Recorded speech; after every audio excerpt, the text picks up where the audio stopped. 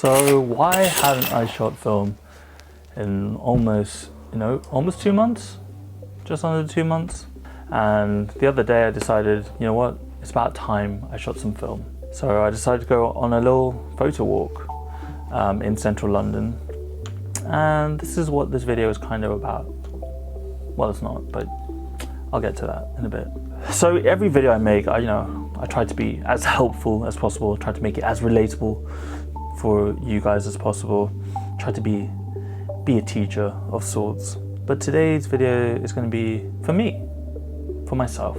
Initially, the aim of this video was to shoot one roll of film on the Canon A1 and the 85 f1.2 and just shoot purely street portraits. I was going to ask at least 36 people, because 36 frames on a roll, and ask 36 people for portraits.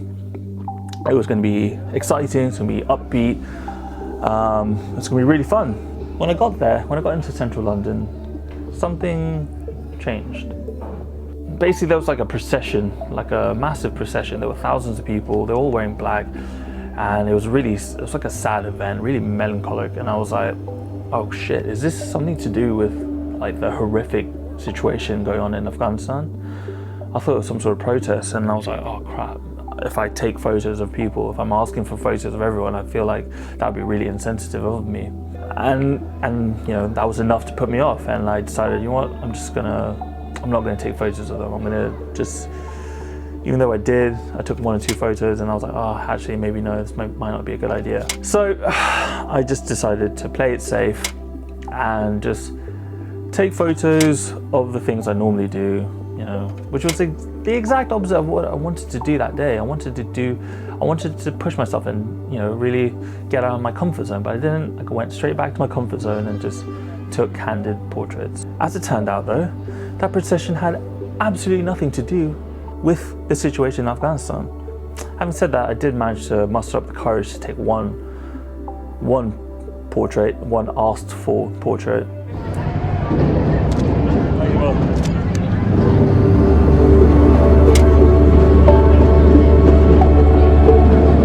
But I wasn't really happy with the photos that day. I was really not feeling it. I was very anxious. I was just not, like, zero confidence.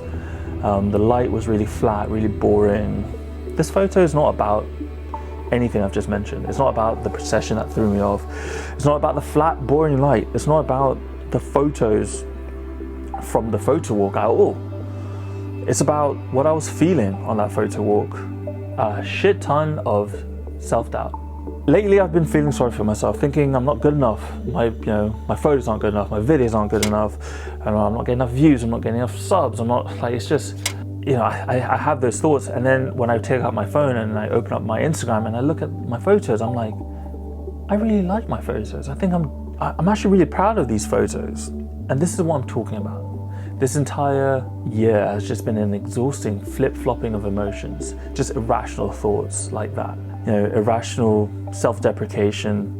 One day, I'll be on a high, be like, yes, I'm onto something. And then the next day, crap, it doesn't work. Like, it's just, no, pack it all in, give up, quit. Since the beginning of this year, the growth of this channel, I wouldn't lie, I'll be open with you guys, like, it's massively underperformed, at least underperformed in my expectations. It's far below what I had hoped it would achieve. I kind of expected it, because if any of you guys have been watching for a while, you know that at the beginning of this year I made the decision to sort of move away from camera review and gear review and sort of film stock reviews. I made that decision and sort of just try to do what might not be necessarily popular. So I kind of did expect a dip in sort of growth in sort of the numbers, but I didn't prepare for how it would make me feel. And this is what this video is about. There have been many times this year where I would lose subscribers because I've decided to steer away from what's popular. And honestly, it bums me out. And I think YouTube might even be, limiting my reach. I don't want to go down that sort of conspiracy hole. I guess this video is to remind myself that that losing a measly number of subscribers because you choose to talk about something important to you is no reason to get upset. If you constantly adjust your voice to please every single person, no one will listen to you. You'll end up with no one listening to you. I'm not looking for sympathy here, honestly. It's just, this is cathartic for me. This is sort of my own way of, my own sort of self-therapy. I'm just being honest. Like, I think it's important to be open and transparent with you guys. You know, show the highs, even the lows. As a small creator, you work so hard for the tiniest bit of growth. And when you lose even the tiniest number of subs, it can get really upsetting, at least for me. And I just want it to be known that when it comes to the work you produce, the first person you should be creating for before anyone else is you. On days when I put myself down and I think I'm a complete failure because I lose a couple of subs or a video doesn't get enough views, I completely forget about all the incredible things that I have achieved. Things that I know I would have been completely blown away by just a few years ago. When I started this channel back in 2017, damn, it was actually dedicated to strength training and nutrition. And I made around 40 videos in total, and after 2 years, I had about 60 subs and I was averaging about 10 views a video. You know, I made educational videos whilst trying to be entertaining, but I realized that people at that point in time in the fitness sort of industry, people didn't want education. People didn't want informative shit. People wanted to be entertained. They wanted to see 10,000 calorie challenges and, you know, shit like that. And I just refused to make them. So I decided to change the course of the channel. In November 2019, I decided to switch the channel from fitness to film photography. But the thing that I've always wanted with the channel, the whole point of having a YouTube channel, the point of having a YouTube channel has always boiled down to two things. First and foremost, all I wanted was just a small but engaged community. Just not necessarily a massive one. A massive one would be cool, but at least just a small group of people who shared my ideas and sort of who I could help, not only help, but also cared about what I had to say. And I have that. And it became apparent to me, and I was reminded of this fact when one of you actually came up and said hi to me on that photo walk I'm showing you. That little encounter was just really just a much needed reminder that my work does matter to at least some of you. Oh, nice. Okay, that's cool. I was going out today just to shoot, is all. Oh yeah? You got your camera? Or? Yeah, I got my Fuji. Alright. I haven't done it in ages. Okay. What are you guys up to today? The second thing I wanted to accomplish with this channel, with having a YouTube channel, was to get money, you know? Was to get paid. But not getting paid for just anything. Get paid for creating value, for creating content that was valuable to people, you know, valuable to me and valuable to others. I mean, this is something that I didn't really think would ever happen, at least not back in 2017. And that's happened as well. I've achieved that. You know, I get a little bit of AdSense every month. I get, you know, a bit of Amazon kickback. But my biggest achievement as a small creator, arguably, today was securing my first ever sponsorship with my Crypto for Photographers series. You know, even though I know a lot of you aren't vibing with that, but that's fine. At the beginning of this year, I said I wasn't going to make camera reviews and sort of steer away from what everyone else was doing. And now I'm getting paid for doing exactly that. By all accounts, I've done everything I've set out to do. Yet from time to time, I still feel this anxiety and sense of not being good enough. I keep moving the goalposts. Yes, I've got this sponsorship now, but will I get another one when this one ends?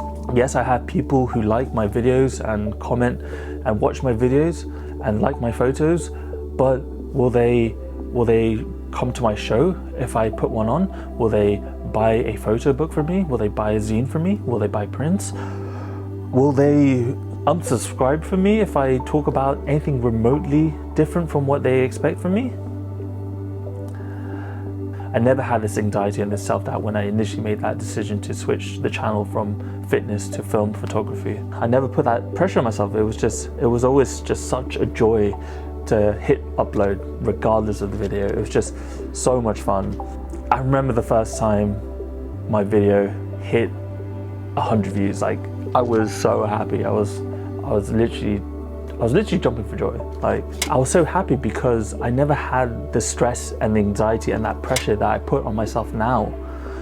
Because now, all of the things that I set out to do, all those things are now within my grasp. Like, you know, an engaged community, you know, getting paid for creating the stuff I want to create. That's a real possibility now. Those things I've wanted for so long, they're like it's a real thing. It's like I could get it, and I'm scared of fucking it up. I'm scared that of losing, of messing up all the progress I've made so far. I think to myself, like, what happens if no one wants to buy anything? I say, what if I talk about something new, if I try something new, will I lose everything I've built so far? So it's probably best I did nothing.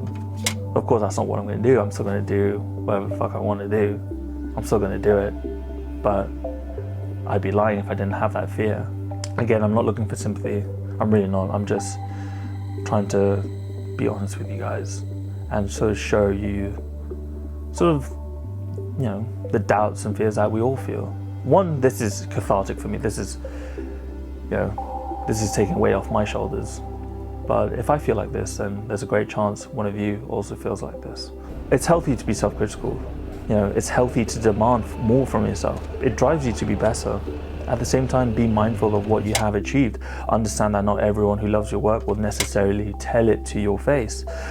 If you're able to consistently create art and work for yourself, if you're able to express yourself authentically and, you know, without someone breathing down your neck telling you that you need to make it this way, no, don't do it that way, do it this way. If you don't have that, you know, if you have the true freedom to make whatever you want, then you've won. You've already won. If you have one follower on Instagram, but you get to post whatever you want, then you're already winning. If you have one subscriber on YouTube, but you get to post whatever the hell you want, then you're already winning.